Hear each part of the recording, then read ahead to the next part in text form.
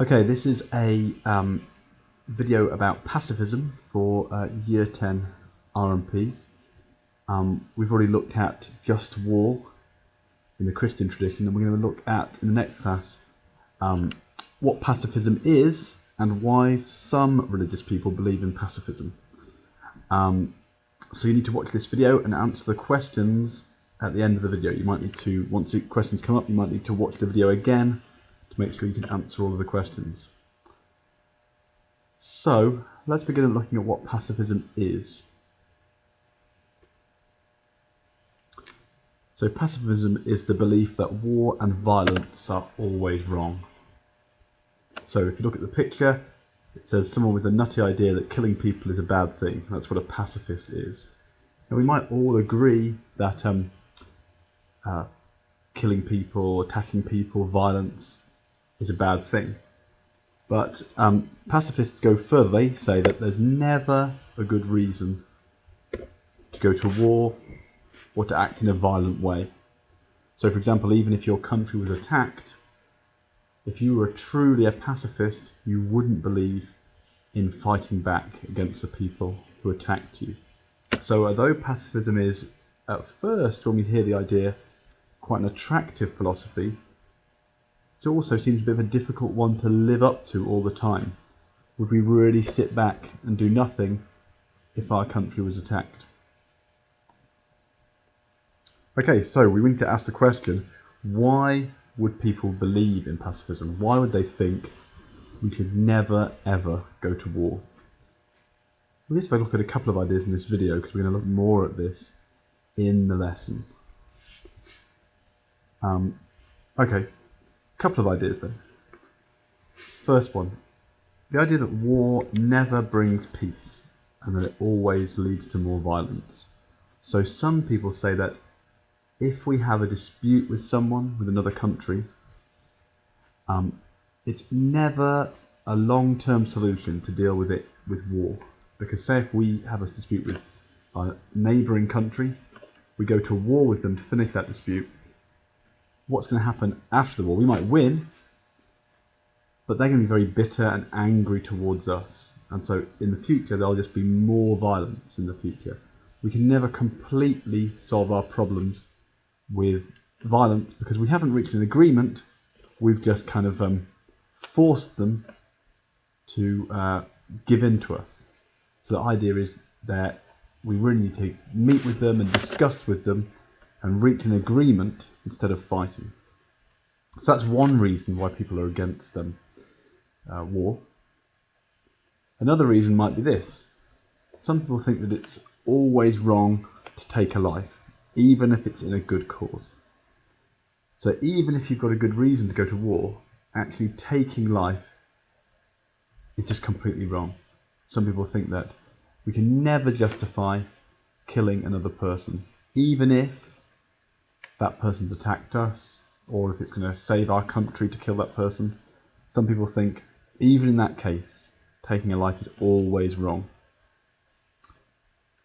There's some general arguments for and against war. Now you're going to be able to, for and against pacifism. Now you're going to have to be able to explain arguments for and against, but most importantly, you're going to have to explain religious reasons to be a pacifist. So we're going to look at two religious pacifists. One's going to be a Christian group. The other is a person whose name you've probably all heard of, and that is Gandhi. Now Gandhi was an Indian religious leader and also a political leader who lived during the time when India was ruled by Britain, as part of the British Empire. You can see these pictures. Gandhi was quite an interesting man in that in his early part of his life he used to dress like that picture in the top left hand corner. He was a lawyer. He actually trained in England and he used to dress a bit like a British lawyer would, in a suit and tie. However, later in his life, when he became a political leader, he used to dress more like this, in the top right hand picture. He would wear just a simple traditional Indian form of dress Usually he wouldn't wear clothes on the top half of his body, or just would wear a simple piece of cloth wrapped around him, and he dressed more like a holy man, an Indian holy man. Gandhi's religion was Hindu. He was a Hindu. Usually we look at Christianity and Islam in this course, but Gandhi is such an important figure that we're going to look at him today. So, Gandhi believed in fighting against the British Empire. He wanted India to be free to rule itself rather than being ruled by Britain. And that is what happened in the end. But he did not believe in using violence to achieve independence for India. He thought that people could only fight against the British without using violence. So why did he believe that they shouldn't use violence to fight against the British? Well, one reason was because of his religion. In Hinduism, there's a teaching called ahimsa. Ahimsa, that means non-violence. So some Hindus believe, because of that teaching, that they should never use violence to solve disputes and conflicts. That's one reason. Another reason can be seen in this quote from Gandhi. So Gandhi said, "An eye for an eye makes the whole world blind." So what Gandhi is saying here is that, a bit like what we saw before, the earlier slides, he thought that in the end, war will only lead to more conflicts and more violence. It will never settle our disputes. So in the Old Testament, it has this idea of an eye for an eye. If someone takes your eye, you can take theirs. If someone attacks you can attack them back. But Gandhi's point is, if we kept on doing that forever, attacking the people who attacked us, the whole world would be blind, or the whole world would be wiped out. So we've got to find a better way of resolving our differences. So those are the two reasons. Ahimsa, belief in non-violence, and an eye for an eye makes the whole world blind. The belief that violence can never have a good outcome in the end. Okay, so how then did Gandhi think he could fight against the British? What did he actually do? Okay, what Gandhi thought was that instead of using violence, people could fight using non-violent protests. So non-violent protests are ways of trying to bring around social change or to fight against people without using violence. So an example from Gandhi's life would be what was called the Salt March. In India, at the time that Gandhi lived, the British brought in a tax on salt. Obviously salt is something that people need to do cooking with, so it's a very vital part of society. And the tax that people had to pay was seen as very unfair, because the British said to people, you can't produce your own salt. You have to buy salt from like a British-run business, and you have to pay this tax on it. So it affected all the people in India, especially the poorest who couldn't afford to pay this tax. So what Gandhi did was, he and his followers went on a great big march through India, where they ended up at the sea. And obviously the sea is full of salt water. And what he did was, took water from the sea, dried it, and that gives you salt. And that's illegal, because you're not allowed to make salt yourself, according to the new law. So him and his followers all went to the sea and did this, and when they did this, they were arrested by the British and put in prison. Some of them were badly beaten. So his idea was, this is a way of protesting without using violence. You break the law, you do it in this very public way so everyone around you can see, and it kind of makes people aware of how unfair the British laws are. And the law was actually changed in the end. So it changed public opinion so much that it changed the law. So that's an example of Gandhi using non-violent protest. Okay, the second group we need to know about are a Christian group. They're called the Quakers. And the Quakers are a group of Christians who are still found in Britain today. Their real name is the Society of Friends, but the Quakers is the name that they're usually known by. They were founded in the 17th century by a guy called George Fox. That's him there in the bottom left hand of your picture, of your slide. The top right hand there you can see Quakers, some Quakers there saying they oppose all wars, so they're also pacifists. Now, why do the Quakers, we saw that some Christians believe in just war theory, so that means they believe there are some times when you can go to war. So why don't Quakers agree with this?